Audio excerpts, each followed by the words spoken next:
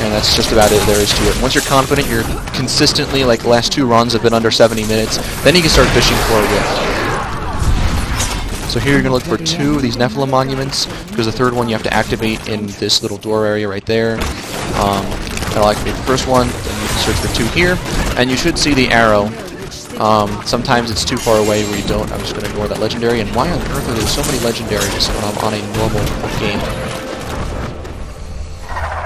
Should be up. Yep, so, darn. This is one of those more annoying maps. So there's not much more to discuss. I'm going to try and think of things, because obviously we've still got about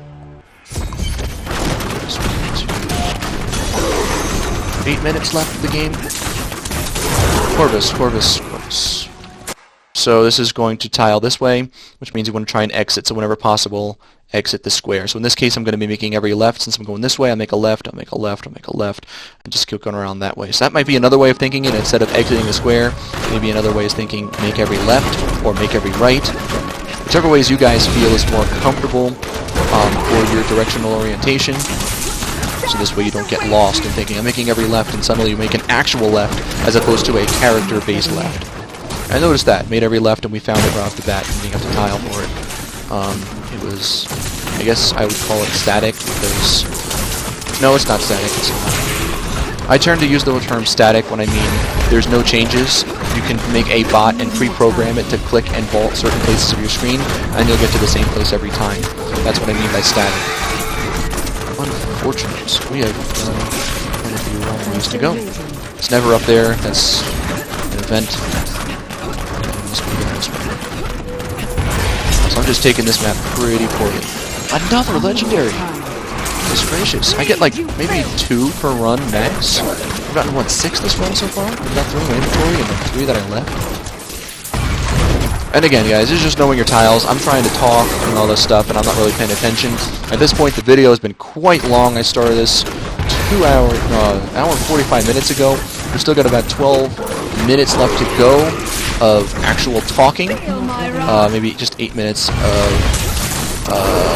actual play. We'll discuss Battlefields of Eternity when we get there. And there's some pretty hefty points here in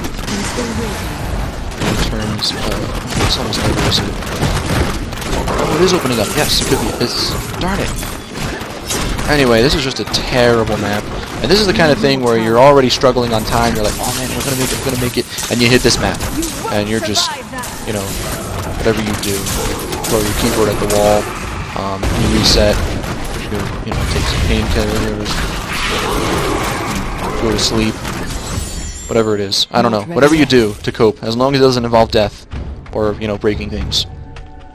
Personally, what I do is I don't even care. I just keep on running. And they're right here. Make sure to have, if you're four-man grouping, don't have them just instantly run back. Just have them talk with Lorath. Or if you're here, obviously talk with Lorath. And then from here, if you're in a four-man group, you could have them port. But it just takes so long for Therius to run forward. Therio, whatever his name is. It doesn't matter. You can just have anybody that comes in here just walk. Literally walk. Don't even have to vault, whirlwind, or anything. So now, Snub's gonna spawn. Furious, that's his name.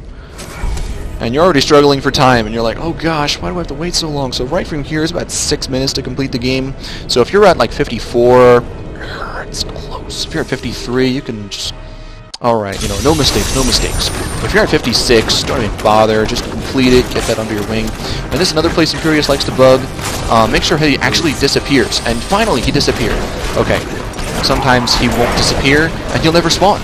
And you'll just be sitting here, waiting for Imperius. Waiting for Imperius. Imperius isn't spawning. Come on, why aren't you here? So yeah, make sure he despawns. You know, it's a timed event, so it's not like if you waste time, you can run all the way back here if you want, and then come forward and keep killing stuff. So as long as you kill things as they spawn, doesn't matter about anything else.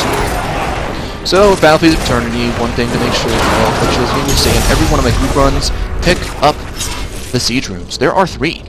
There's 1 on this map and 2 on the next map. So make sure to pick them up. As soon as you kill this guy, and notice that the others all spawn instantly and Fury spawns. Right here's the siege room. Pick it up. picked up the Siege Rune, which spawned right there. And now another place people get confused at is you technically only need to talk with Imperius right now, screen blacks, and you run left. Some people are like, oh man, you gotta talk with Imperius, Nope, you just talk with that fans turn. You can save some time right there by just knowing your stuff. Battle Piece of Eternity. This map has any random directions. And again, I looked at that shrine, I shouldn't have. It wasn't fleeting, not worth it. Empowering, you don't need empowering. Alright, this first one, this globe thingy is always 100% one of the two events. So you will always hit that one, the second event is random.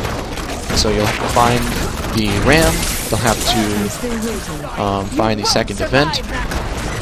And so there's a lot to discover on this map, and a lot of places where RNG can mess you over. So this is annoying. I find that this is one of the most annoying maps, and that's why I always say we need a good battle position. We need a good battle position. We're going to say that a lot. Some of these runs, you'll notice how long it's taking me, and there's just these fingers that go off the map, and Demon Hunters in general have difficulty navigating these tiles. As you notice, I keep running into walls time and time again, and there still isn't even the event marker telling me where I need to go. And so I'm just annoyed at this point. It's never that center thing, that's the, you gotta defend them from waves of those cave bats. So that's not it. Hey, we got an arrow, finally! And look at that, tons of this blue stuff running around. That's typically it. Stuff. So I pick up the Siege Rune. Pick it up. I picked up both of them. And wow, ram's right here.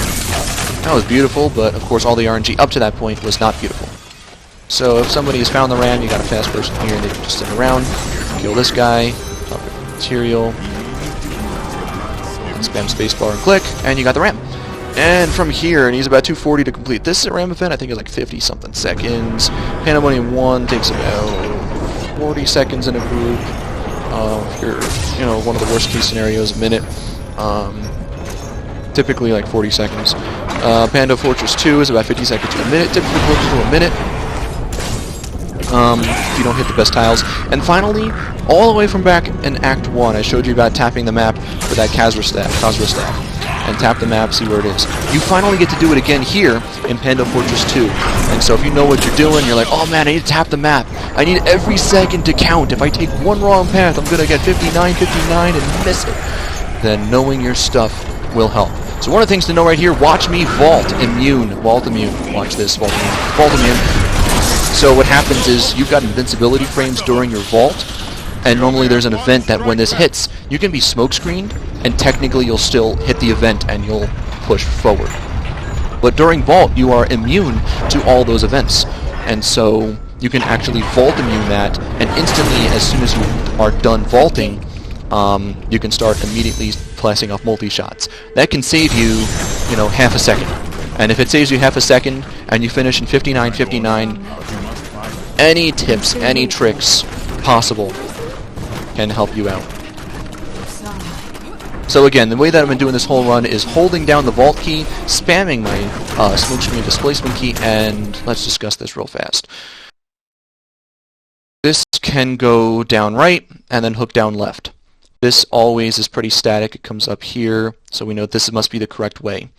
Very rarely this goes up left in this kind of situation, but typically it either goes up left or it goes down right.